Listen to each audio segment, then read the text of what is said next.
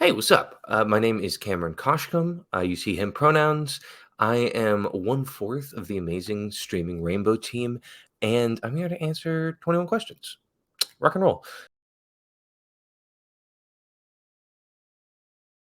When did I start playing D&D? Well, that is a depressing story. I was in grad school during the pandemic, and I they canceled all of our classes, and all I could do was just watch live streams and actual plays online, and not only did I do that, but I would just I would so you know how long Critical Role is? If you don't, it's like both the first and the second campaign are, like, almost 300 episodes. I would start watching the campaign on YouTube, and then if I had to go anywhere, I don't have a car, so I would walk, and I would just plug in the podcast and pick up where I left off on the YouTube video, walk, and then come back to my little tiny box of a room in my small apartment that I paid $300 a month for. But yeah, it became uh, just my my pandemic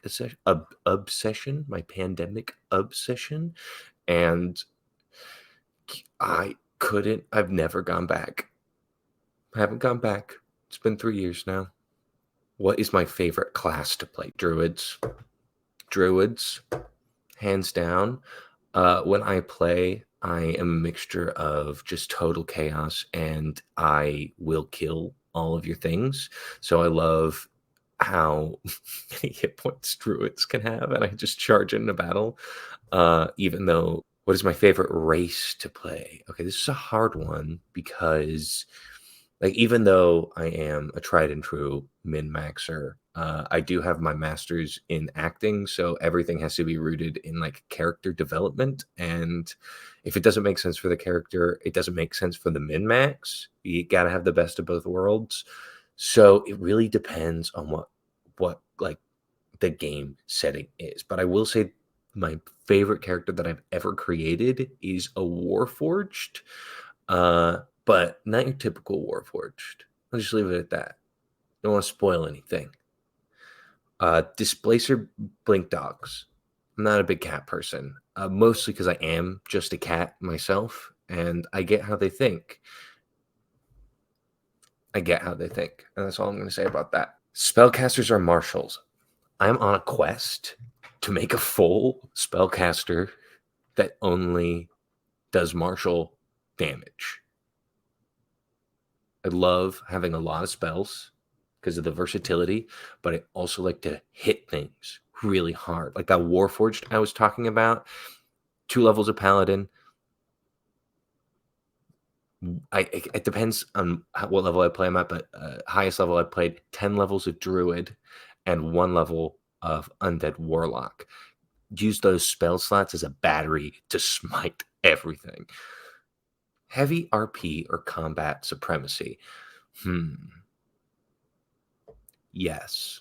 What is your favorite non-Dungeons& and Dragons TTRPG? That's a good one. That's a good one. Okay, so I'm kind of in love of the World of Darkness, games. I love Vampire the Masquerade, and I've always wanted to play Mage the Ascension because I just love the idea of, like, magic shaping the world. And also, like, high RP, like, political heavy, like, monstrous, but still getting to play, like, with those abilities as well. I love abilities. I love powers, baby. Rule of cool or raw? I gotta say it really depends. If I'm the game master, if I'm the dungeon master, if I'm the DM, I tend to go with more rule of cool. But if I'm a player, it better, better, better be rules is written just for me personally because I like the puzzle of breaking the game with the game itself. I don't want to. I don't want to feel like I've cheated. What celebrity that doesn't play Dungeons and Dragons would you want to GM, game master a game for? Here's the thing. Like I said at the top, all media I consume are pretty much actual play media. So a lot of the celebrities that come to mind, Pedro Pascal, there you go. Answered it. I'll kiss his face. What historical figure? Me. I'm living through history right now, and I would really like to DM for myself. Round out the dream table with 2 or more players from the extended online tabletop role-playing game space. Here's the thing. Now we're sitting at a table, right? Let me get into this space. It's me GMing myself and Pedro Pascal. So it's going to be a table of 4. Ooh, that's a good one. That's a good one. The hard part is excluding people. I think I would really like to play with Abria Iyengar. She's amazing, and I love her, and she makes me cry all the time. And I just would love to see her interact with myself and Pedro Pascal. And also, hot take. I don't know if it's a hot take, but Deborah Ann Wool, one of my favorite GMs of all time. I love her like puzzles and kind of like her homebrewy stuff. I use inspired by her. I don't know where she got it. I don't know if she's the originator of it, but I'll give it to her. Instead of the help action just being advantage on a roll in D&D 5e, she will have players add their ability modifiers to the other person's roll. So they'll like combine ability modifiers, meaning like if somebody is bad at something and has a negative in that ability, helping would actually be a detriment. So I think that is really cool. So I would love to play with her. What are my 3 biggest artistic inspirations? I don't know. Like art right now, to me, at least the art that I want to consume is so much not so much, but it is so based on the human experience. And I like Stanislavski. Well, there we go. One, Konstantin Stanislavski. He, the founder of the acting theory. Goddamn, I'm pretentious and a nerd. But he said that I'm paraphrasing like a motherfucker. I don't know if you can use that. But I'm paraphrasing. Why he created the acting theory is because he wanted acting to seem effortless every single time you perform. And I think that is very apt. I think when we're presenting art and we want to share an experience, share a story, that it should be consistent for our audiences. Because if art is the relationship between the artist and the audience, I think one half of your equation has to be constant. The other half of the equation has to be explained. Oh my gosh, that was really long, and I have 2 more people that I have. Who do I think of when I think of inspiration?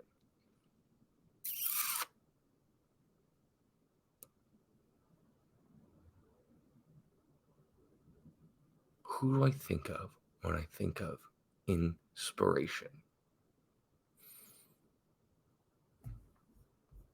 Gosh darn. Yeah, I will say one of my favorite experiences in interacting with another artist was with the actor Harry Waters Jr. If you don't know him, he was in he's the guy who sang Earth Angel in Back to the Future. I had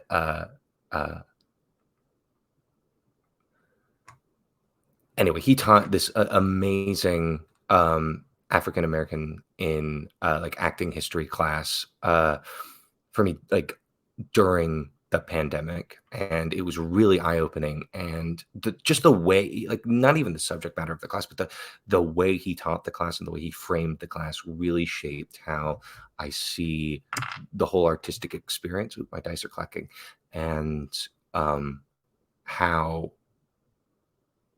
not only to interact with art, but to build up and help influence other actors as well.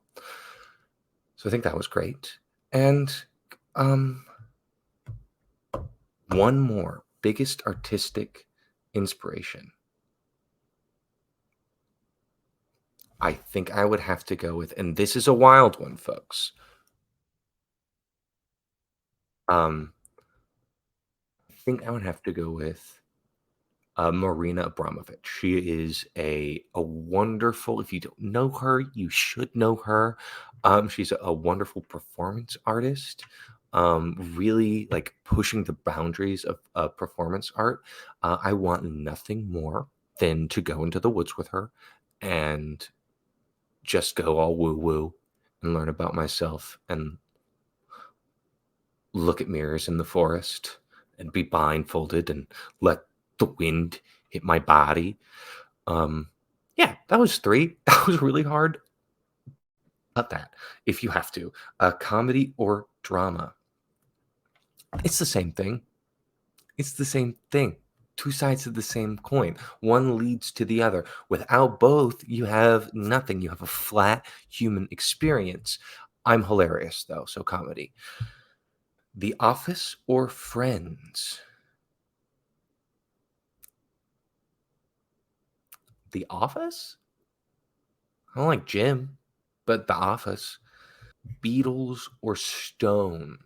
Well, I stole a bunch of art from black people, so I guess if I had to pick the Beatles, does political commentary belong in TTRPGs, or should it be purely for escapism? All art is political. Humans are political. Every opinion we have, whether it be artistic or in social conversation or on a literal like governmental platform, is a political statement.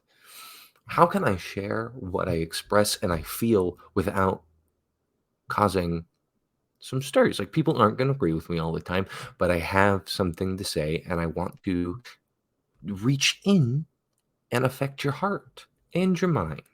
That's political. So, of course, it belongs in there. In your home games, it belongs in there. I don't think politics is escapism. I don't think it is. I think it is really grounding and has become, in the public eye, a very, in America, it has become very toxic. You can get tickets to one mega tour this year, Beyonce or Taylor Swift. Ooh, Beyonce. Would you rather fight one man-sized pigeon or 40 pigeon-sized men? 40 pigeon-sized men.